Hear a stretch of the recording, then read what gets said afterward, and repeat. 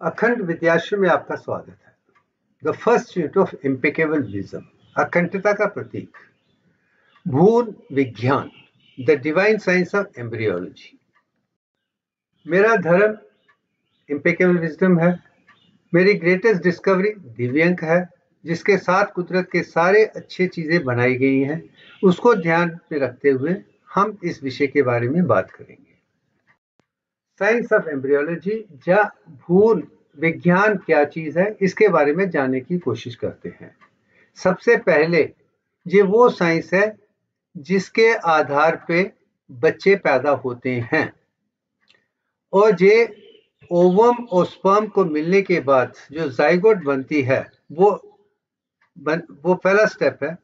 और उसके बाद 1.5 दिन के लिए छुट्टी मारने के बाद उसके बाद फर्दर डिवीजन होना शुरू हो जाती है, जिसके चलते चलते आगे हो जाता है। जे ओवम बनने में क्या होता है, स्पर्म बनने में क्या होता है, और यूनिसेलुलर मल्टी ऑर्गन कैसे बनते हैं, ये सब जानने के लिए एक छोटा सा विषय मैं पेश करने की कोशिश कर रहा हूं।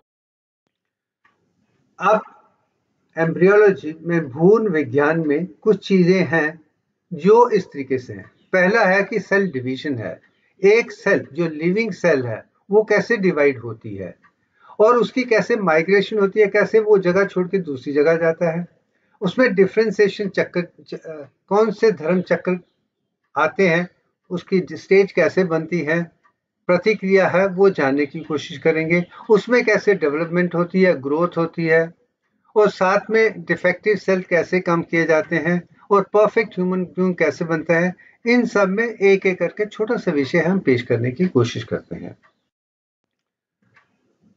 मगर मेरा मानना है कि सेल्फ डेवलपमेंट जो आज कुदरत की देन है, दुनिया की सबसे बेहतरीन चीज है, वो ह्यूमन बीइंग्स है, मानव है, और अखंडता के साथ बना हुआ है।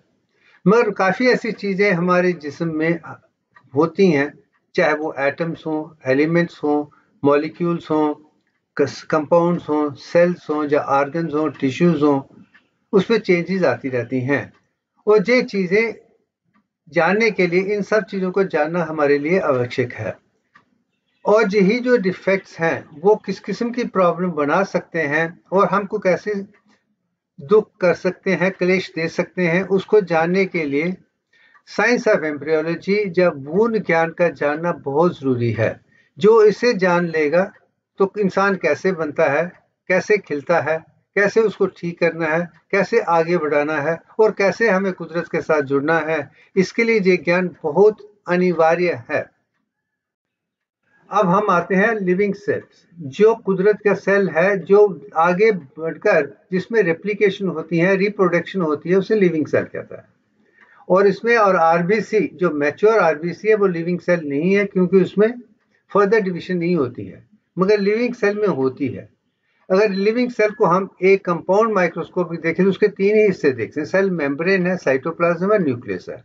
मगर हम इलेक्ट्रॉन माइक्रोस्कोप के अंदर देखें तो उसके 21 पार्ट हैं। उसका एक ऐसा पार्ट है जो सेंट्रोसोम है, जो न्यूक्लियस के साथ जुड़ा हुआ है, कनेक्टेड है, मगर साइटोप्लाज्म होने के बाद मैं उसे न्यूक्लियस में डालता हूँ, वो 2 बनकर 22 पार्ट बन जाते हैं, जिसके आधार पे फर्स्ट स्टेज ऑफ क्रिएशन जो है, कुदरत की जो पहली देन है, पहला सेल बनता है, वो 21 से लेकर 22 पार्ट में बन जाता है। ये चीज मैंने दिखाई है, ये समझ आ जानी चाहिए। और रिव्यू में देखा जाए कि सारे जो जिस्म भी बनने वाला है उसका सारा ब्लूप्रिंट हमारे डीएनए में है, डबल हेलिक्स में है, वो न्यूक्लियस में है, डीएनए में है, क्रोमोसोम्स में है, और उसकी शक्ल जो है दिव्यांग के आधार पे इस खूबसूरती से बनी है, ये मैं समझा चुका हूँ। और सेंट्रोसोम के 2 पार्ट हैं जो सेंट्रियोल्स कहते हैं, जो पहले एक है वो बाद में 2 होकर सेपरेट होता है। ये भी एक खूबी मैंने दिखाई है, क्यों हाँ, अगर अखंडता चाहिए, संपूर्ण ज्ञान चाहिए, तो हमारा ज्ञान हर तरीके से मुकम्मल होना चाहिए, कंप्लीट होना चाहिए, अखंड होना चाहिए, संपूर्ण होना चाहिए। इसलिए मेरी कोशिश है कि स्कूल, कॉलेज, यूनिवर्सिटी, पूरी दुनिया में ऐसा ज्ञान हो जिसमें कोई भी त्रुटि ना हो, कोई भी गलती ना हो, जो कुदरत की डिवाइन डिजाइन दिव्यांग के साथ बना हुआ हो। वो एक चीज विषय बना के मैं इतने सालों से वही कोशिश कर रहा हूँ समझाने की। मुझे खुशी है कि मेरे स्टूडेंट समझते हैं। आगे भी हम आगे पूरी दुनिया को समझा पाए।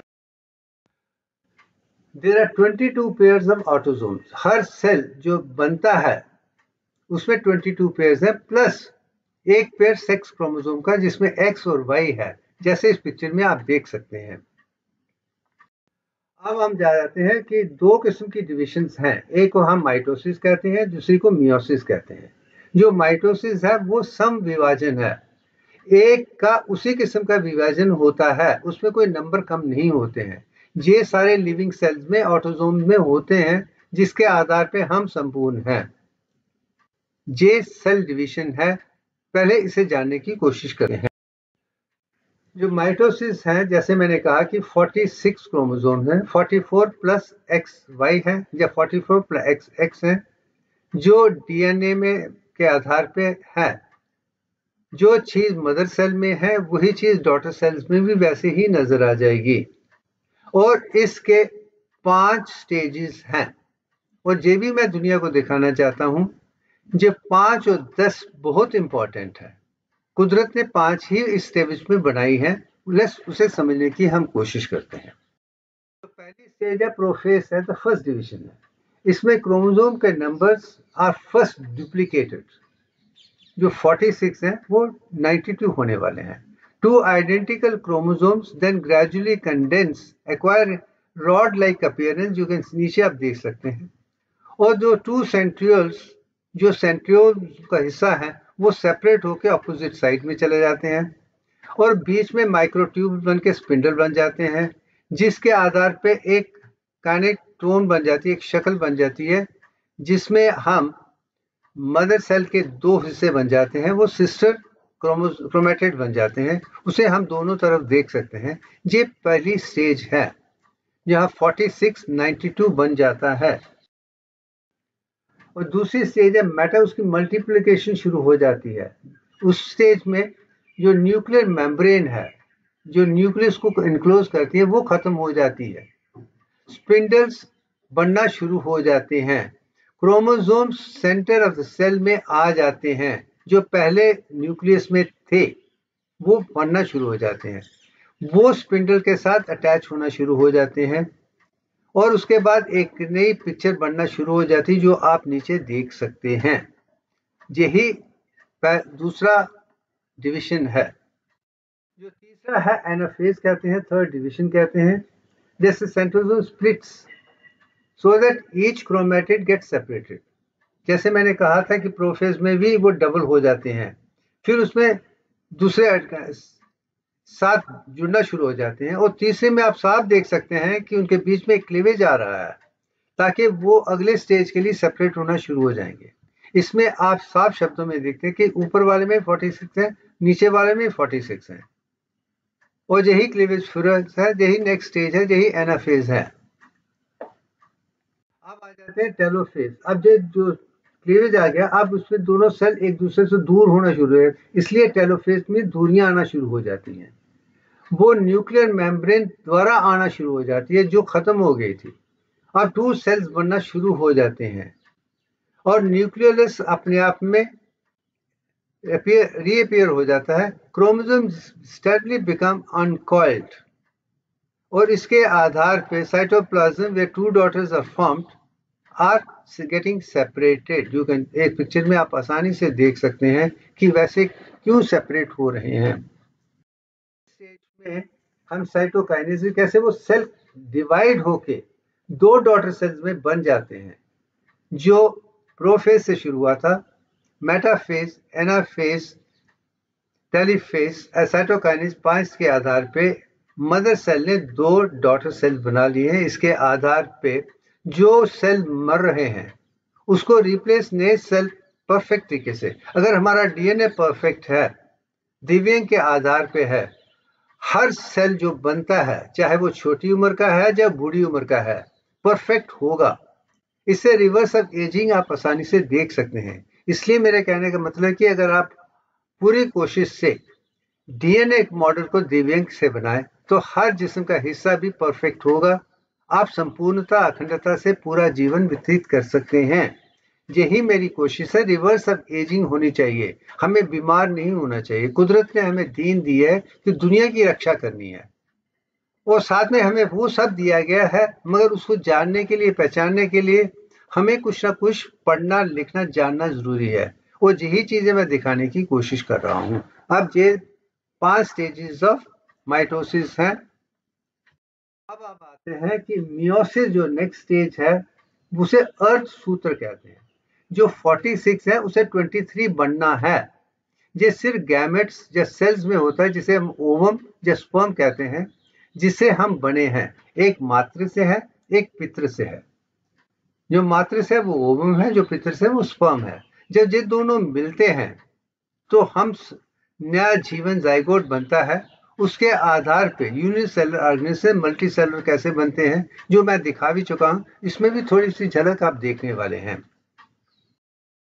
अब मियोसिस को जो है, मैंने ये कहा कि वो गैमेट में जिससे नया जीवन बनता है, ओवम और स्पर्म में ही देखे जाते हैं। और इसके 2 स्टेजेस हैं, एक है मियोसिस 1 और दूसरी मियोसिस 2।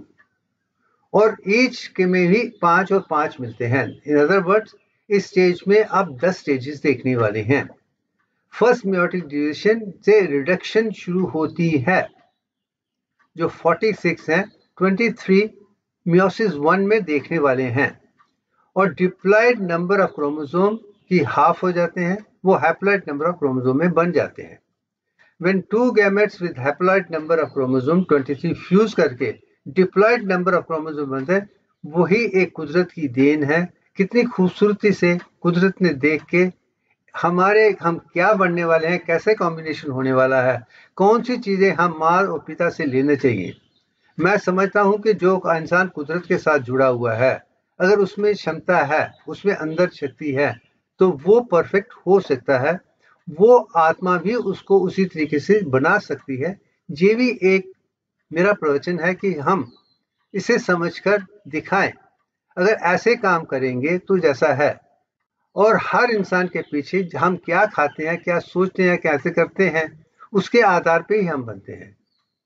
हर चीज को मैनिफेस्ट करने के लिए कर्म योग का होना जरूरी है, ज्ञान योग का होना जरूरी है, विज्ञान का होना जरूरी है, प्रज्ञान का होना जरूरी है, अखंडता का होना जरूरी है। इसलिए मैं जितना भी कहता हूँ, दुनिया में अगर कल्याण चाहिए तो हमें अखंड विद्या ही चाहिए, जो हर तरीके से संपूर्ण है। अगर उसे समझ लें तो हम अपने जिस्म में वो चीजें ला सकते हैं। हमारे जितने भी कारण है, अज्ञानता के कारण है। अज्ञान को ज्ञान, विज्ञान, प्रज्ञान, सज्ञान से अखंड तक ले जाना, प्रज्ञान तक ले जाना, अखंड तक ले जाना ही हमारा धर्म है। उसके बाद हम अच्छे होंगे, हम अच्छा पढ़ाएंगे, लिखाएंगे। और मैं समझता हूँ कि हर इंसान पैदाइशी देखा जाए तो वो ब्राह्मण बनने वाला है, उसमें सारी क्षमताएं हैं, मगर हम काम नहीं करते, इसलिए हमने उसे डिवाइड कर दिया है। मैं आज भी मानता हूँ, चाहे वो शूद्र है, वैश्य है, या क्षत्रिय है, या ब्राह्मण है, सब में सारी एक ही जैसे हैं। अगर हम पढ़ना लिखना और सच्चाई ईमानदारी से चलें तो हम ब्राह्मण बन जाएंगे। अगर हम संपूर्णता नहीं लगते तो हम दूसरे वर्गों में पड़ जाते हैं, जिसमें कारण ज्यादा हो जाते हैं।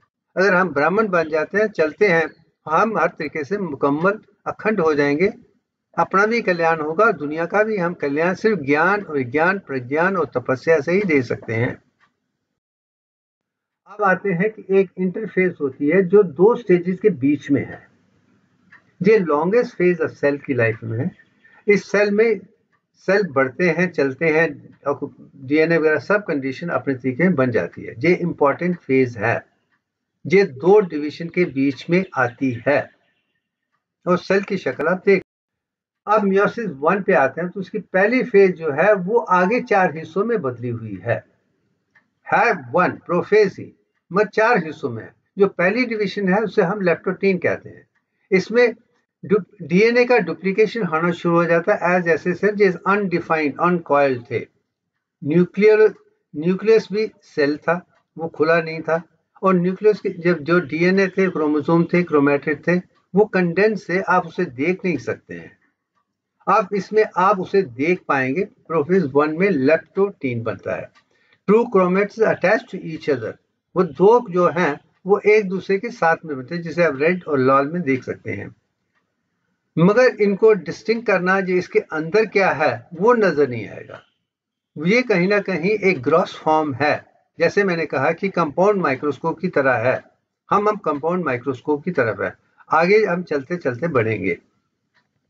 जो दूसरी स्टेज है वो जाइगोट है, जो सेकंड स्टेज है।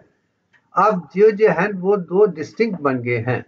To homologous chromosome align close to each other and bivalent और डबल बनना शुरू हो जाते हैं। आप नीचे देख सकते हैं। One of each chromosome is inherited from each parent. आप इसमें जो ब्लू है या रेड है, एक माँ से एक बाप है। इसे हम कंजुगेशन सिनेप्सिस कहते हैं। अब उसने डिवाइड कर दिया है। अब each pair lie in the middle के स्पिंडल में आ जाता है। आप देख सकते हैं कि स्पिंडल के सेंटर में है। ये सेकेंड फेज है। अब थर्ड में देखिए तो दोनों एक दूसरे से सेपरेट होते हैं, मगर वो सेंटर में कहीं ना कहीं जुड़े रहते हैं। वो जो सेंटर का स्टेज है कि एक तरफ 61.8% है और दूसरी 38.2% है। ये भी धीमे के आधार पे ही है। जैसे सेंटर आप ऊपर वाले हिस्से को देखें तो वो 61.8% का है, जो नीचे वाला है वो 38.2% का है। ये भी एक खूबी आप यहाँ पे भी देख सकते हैं। जो पैचिटीन या पैकिटीन कह सकते हैं, थर्ड डिवीजन है, वो भी प्रोफेज की स्टेज का है, पहली वन का। अब चौथा जो है वो डिप्लोटीन है। वो दोनों अब डिप्लोमेट हो गए, दो अलग हो गए हैं। पहले साथ में थे, अब है। आप इसमें देखें कि वो एक दूसरे तरफ गिर गए हैं। मगर इसमें एक चीज है, माँ के कुछ हिस्से बाप में है, बाप के कुछ हिस्से माँ में है। तो आप रेड और ब्लू का कॉम्बिनेशन एक अलग तरीके से देख सकते हैं। आप उस पिक्चर में देख सकते हैं। ये भी एक खूबी है, कुदरत की देन है। यहाँ पे मिक्सिंग होना शुरू हो जाती है। आप मेयोसिस 1 में जो थर्ड फेज है, अब मेटाफेज, जो प्रोफेज के जो 4 हिस्से थे, अब मेयोसिस 1 की सेकेंड डिवीजन जो है मेटाफेज है, उस पे आ गए हैं। आप इस पिक्चर में आप वही चीज को कॉम्बिनेशन देख रहे हैं कि all the 46 chromosomes became attached to spindle at the equator. Equator में वो अटैच हुए हैं, इक्वेटर में सेंटर में अटैच है, बट बाकी तरह सेपरेट हो रहे हैं। ये अटैचमेंट से पहले होने वाला है, उसके बाद स्पिंडल के साथ वो सेपरेट होने वाले हैं। ये सेकेंड स्टेज ऑफ मेयोसिस 1 की सेकेंड स्टेज है, मेटाफेज। पहले जो 4 थे वो फेज के थे। अब जो थर्ड स्टेज है मेटाफेज में, ये देख ले कि वो एक दूसरे से सेपरेट हो गए हैं। पहले इकट्ठे थे, अब सेपरेट होके एक दूसरे से दूर हो रहे हैं स्पिंडल से। वे स्प्लिटिंग इन सेंट्रोजोम में जो मिल थे उसमें स्प्लिट होना शुरू हो गए हैं और दोनों अपने आप में हैप्लॉइड बन गए हैं। वो डिप्लॉयड थे, अब हैप्लॉइड हैं। पहले 46 थे, अब दोनों 23+23 में बन गए हैं। ये एनाफेज में है। अब जो चौथी स्टेज है टेलोफेज में, आप देखें तो वो एक दूसरे से सेपरेट हो रहे हैं, एक दूसरे से दूर जा रहे हैं। द न्यूक्लियर मेम्ब्रेन द्वारा बनना शुरू हो गई है। इससे डिवीजन का साइटोप्लाज्म शुरू हो गया है। अब दोनों हैप्लॉइड सेल्स अपने आप में देख सकते हैं, वो 23 है, 22+1 के साथ है, जो इसमें आप देख सकते हैं। अब जो मेयोसिस, उसके बाद ये पहले जो हिस्से हैं, अब मेयोसिस 2 स्टेज जो है वो सिमिलर सेल माइटोसिस की तरह है। जो वो कैसे डुप्लीकेशन ऑफ डीएनए होता है, ईच क्रोमोसोम अपने आप में कैसे क्रोमैटिड के साथ ऑपोजिट साइड में चला जाता है, और daughter cells are not identical in genetic content. वो एक जैसे नहीं होते हैं, उसमें अलग हो गया है। ऊपर देखिए, नॉर्मल मेयोटिक डिवीजन में दो अलग हो गए हैं। अब उसको फर्दर जो डिवाइड किया है, वो दोनों के भी फर्दर डिवीजन हो गए हैं। दोनों में सिंगल 23 के आ गए हैं।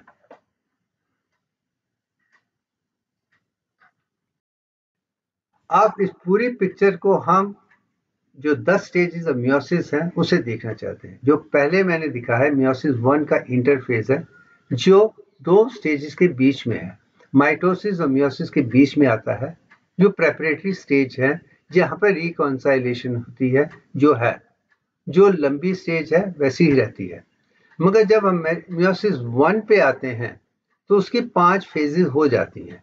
जब प्रोफेज है, मेटाफेज है, एनाफेज है, टेलोफेज है, साइटोकाइनेसिस है। ये 5 स्टेजेस में वो कैसे जो डुप्लीकेट है वो कैसे सिंगल बन जाता है। जो पहली मियोसिस डिवीजन में है वो डिप्लॉइड से हैप्लॉइड तक ही आता है।